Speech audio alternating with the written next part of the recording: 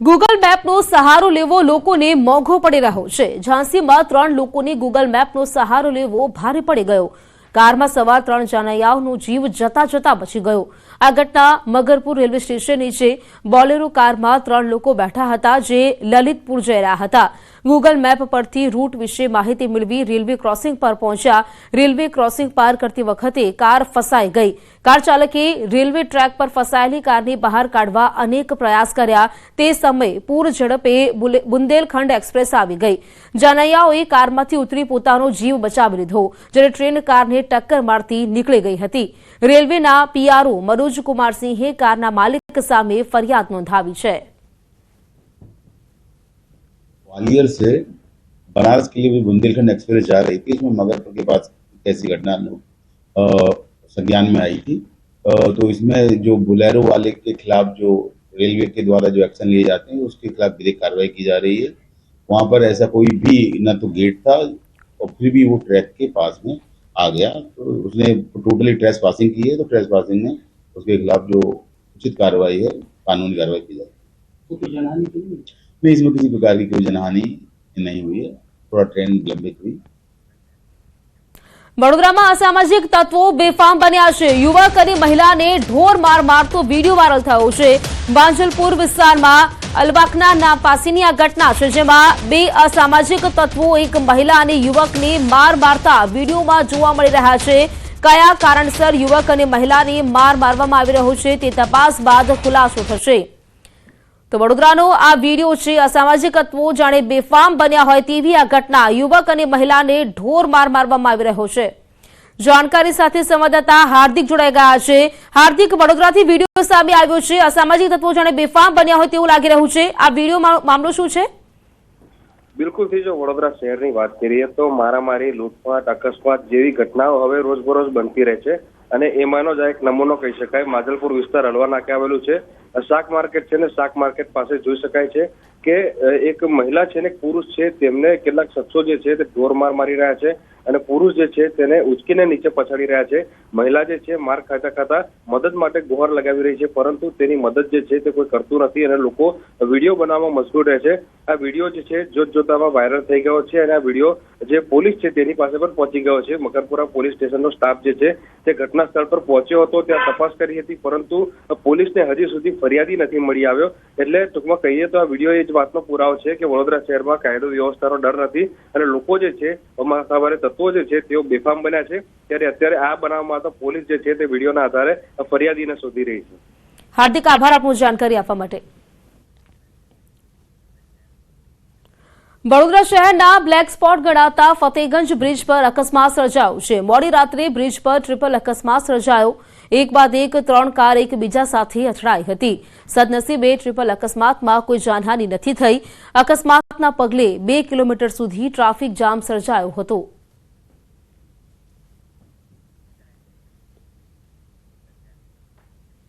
Nadiad civil પાસે વાછરડાની ચોરીની ઘટના સીસીટીવીમાં કેદ થઈ છે। ખાનગી કારમાં આવેલા 4 શખ્સોએ એક નાનું વાછરડું પકડીને તેને કારની ડિક્કીમાં ઘુસાડી દીધું।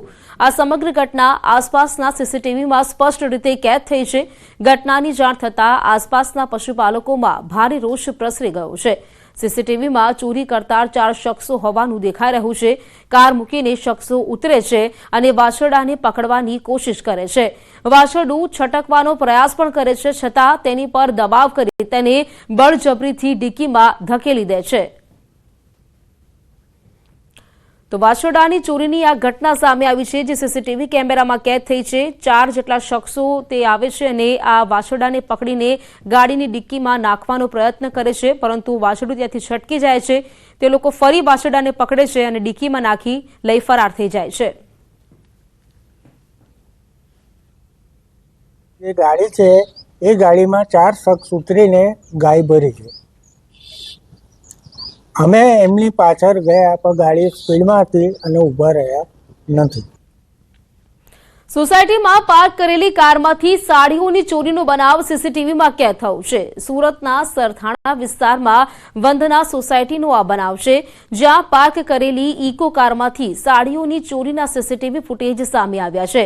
કાપડના વેપારીએ રાત્રે ઇકો કાર પાર્ક કરી તેમાં સાડીઓનો જથ્થો રાખ્યો હતો. રાત્રિના સમયે એક અન્ય ઇકો કારમાં 2 લોકોએ આવી ચોરીને અંજામ આપ્યો. ડુપ્લિકેટ ચાવી વડે ઇકો કાર ખોલી ચોરીને અંજામ આપ્યો હતો. હાલ સમગ્ર ઘટનાના સીસીટીવી વાયરલ થયા છે. એક કે બે નહીં પરંતુ 50થી વધુ ચોરીનો રીઢો ગુનેગાર પોલીસને ચકમો આપી ફરાર થયો છે.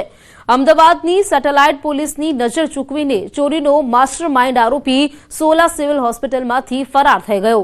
સેટેલાઇટ વિસ્તારમાં થયેલી લાખો રૂપિયાની ચોરીના કેસમાં આરોપી અર્જુન રાજપૂતની ધરપકડ થઈ હતી. ખૂબ મહેનત બાદ પકડાયેલા આ આરોપી પર 50 ગુના નોંધાયેલા છે. આરોપીને મેડિકલ ચેકઅપ માટે સોલા સિવિલ લઈ જવામાં આવ્યો હતો, જ્યાં પોલીસ કર્મચારીની નજર ચૂકવી તે ફરાર થઈ ગયો હતો. તાજેતરમાં સેટેલાઇટમાં આવેલા વૃંદાવન બંગલોઝમાં 46 લાખની ગરફોડ ચોરીના કેસમાં ઝોન 7ના સ્ક્વોડે આ આરોપીની મહેસાણાથી ધરપકડ કરી હતી. સાથે જ 27 લાખનો મુદ્દામાલ પણ જપ્ત કર્યો હતો. તપાસમાં આરોપી સામે વધુ 3 ગુનાનો ભેદ ઉકેલાયો હતો. આ આરોપી ચીખલીગર ગેંગ સાથે પણ સંડોવણી હોવાની વિગતો છે. પોલીસના મતે આરોપી અર્જુન રાજપૂત ખાસ મોડસ ઓપરેન્ડીથી ગુનાને અંજામ આપતો હતો. આરોપી ફરાર થવાના મામલે પોલીસે ફરિયાદ નોંધીને જવાબદાર કર્મચારીઓ સામે ખાતાકીય તપાસ શરૂ કરી છે, જેમાં પીએસઆઈ કલ્પેશ કુમાર અને એલઆરડી મોતીભાઈને ફરજ મોકૂફ કર્યા છે. ફર્ધર તપાસ માટે આરોપીને સેટેલાઇટ પોલીસ સ્ટેશનમાં હેન્ડઓવર કરવામાં આવેલો, જે બાદ સેટેલાઇટ પોલીસના કર્મચારીઓએ જે કાયદાકીય રીતે મેડિકલ તપાસ કરાવવાની હોય છે એ તપાસ કરાવવા માટે આરોપીને ગાડીના ઇન્ચાર્જને સોંપવામાં આવેલો. રાત્રે લગભગ 12:20 કલાકે આ આરોપી જે છે સોલા સિવિલ હોસ્પિટલમાંથી એમના જેની કસ્ટડીમાં હતા એ પોલીસ કર્મચારીઓની નજરથી બચી અને ભાગી જવાનો બનાવ જે છે બનવા પામ્યો છે. અમરેલીમાં ધારીના આંબરડી ગામ નજીક જંગલમાં લાગેલી આગ કાબૂમાં આવી ગઈ છે. 4 કલાકની ભારે જહેમત બાદ આગ પર કાબૂ મેળવાયો છે. રેવન્યુ અને જંગલ વિસ્તારમાં ફાટી નીકળી હતી આ ભીષણ આગ, જેમાં મોટી સંખ્યામાં વન્ય પ્રાણીઓ વસવાટ કરતા હોવાથી તંત્રએ તાબડતોબ કામગીરી કરી હતી. અમરેલી ફાયર વિભાગની 3 ટીમ, બગસરા નગરપાલિકાની 1 ફાયર ફાઇટર ટીમની મદદ લેવામાં આવી હતી. અંદાજે 300 વીઘા જગ્યામાં આ આગ પ્રસરી હતી. ધારીગીરના આંબરડી વિસ્તારમાં વન્ય પ્રાણીઓ વસવાટ કરે છે. ફાયરની ઇમરજન્સી સર્વિસની ટીમો ત્યાં અમરેલીથી રવાના કરવામાં આવેલી હતી. ડિસ્ટ્રિક્ટ ફાયર હેડક્વાર્ટરની 3 ટીમ તેમજ બગસરાની 1 ટીમ, ટોટલ 4 ટીમો તાત્કાલિક ધોરણે અહીંયા તૈનાત કરવામાં આવી હતી અને લગભગ અત્યારના તબક્કે આગ પર સંપૂર્ણ કાબૂ મેળવી લેવામાં આવેલો છે. ખાસ કરીને જંગલ વિસ્તાર નજીકમાં આવેલો હોય અને આગ વધુ ન પ્રસરે તેની માટે તાબડતોબ ધોરણે 4 ટીમોને દોડાવવામાં આવી હતી. ધારી નજીક આવેલ સફારી પાર્ક અને આંબરડી ગામ વચ્ચેના સીમ વિસ્તારમાં જ બપોર બાદથી આગ લાગતા તંત્ર ધંધે લાગ્યું છે. હું આપને જે દ્રશ્યો બતાવું છું એ આંબરડી ગામની શેત્રુંજી નદીના કાંઠા વિસ્તારના દ્રશ્યો છે. આ વિસ્તારમાં બપોર બાદથી આગ ફેલાઈ છે. એવું કહેવામાં આવી રહ્યું છે કે લગભગ 400થી 500 વીઘા વિસ્તારમાં આ આગ લાગી છે અને હું આપને જણાવું કે જે આગ લાગી છે ગીર બોર્ડરની બિલકુલ અડીને આવેલો આ રેવન્યુ વિસ્તાર છે. અત્યારે અમરેલીની ફાયરની ટીમ છે, બગસરા ફાયર ટીમ છે, તમામ જવાનો દ્વારા આ આગને વલવવાના પ્રયાસો હાથ ધરવામાં આવી રહ્યા છે. રાજન ગઢિયા, ન્યૂઝ 18 ગુજરાતી, અમરેલી. તો જી મેઇન સેશન 2 નું પરિણામ જાહેર થયું છે. 24 વિદ્યાર્થીઓએ 100% મેળવ્યા છે. ગુજરાતના 2 વિદ્યાર્થીઓએ બાજી મારી. શિવેન તોશનીવાલા અને અદિત ભગડે 100% મેળવ્યા છે. સૌથી વધુ રાજસ્થાનના 7 વિદ્યાર્થીઓએ 100% મેળવ્યા છે. 3 મહારાષ્ટ્ર, યુપી, તેલંગાણાના વિદ્યાર્થીઓએ 100% મેળવ્યા છે. સાથે જ 2 પશ્ચિમ બંગાળ અને ગુજરાત, દિલ્હીના વિદ્યાર્થીઓએ 100% મેળવ્યા છે.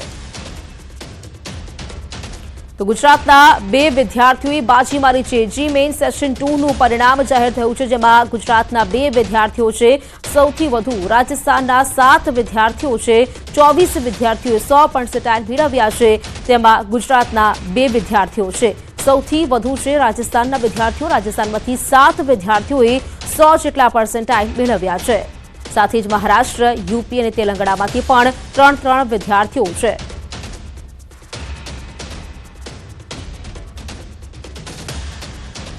મૂળ નવસારીના બિલીમોરાના યુવાનની ઓસ્ટ્રેલિયામાં હત્યા થઈ. યુવાનના મૃતદેહને ઓસ્ટ્રેલિયાથી વતન બિલીમોરા લવાયો છે.